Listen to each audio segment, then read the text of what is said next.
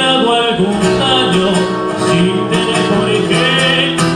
Comprende que adentro llevo un triste que te perdí sin tener por qué. Y al verte así, con trampas solas por mi hogar, tus ojos más, tu ternura y tu mirar, al pensar que tal vez Dios se equivocó, sos demasiado para mí y me dan ganas de llorar. Al pensar que tal vez Dios se equivocó, sos demasiado para mí y me dan ganas de llorar.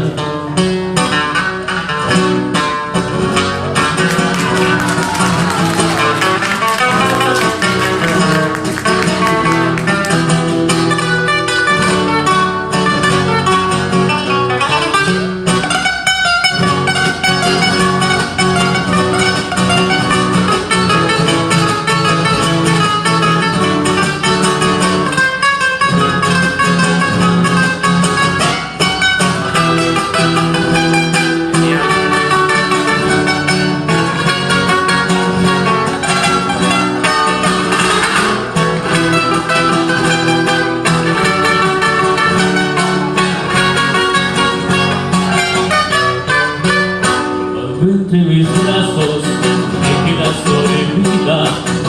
Parece mentira que yo pueda ser el dueño absoluto de tanta hermosura.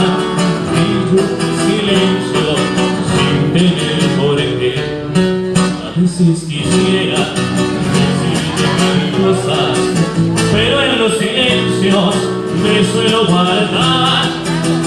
Y siento mi vida y exige tu calma, la manera de saber que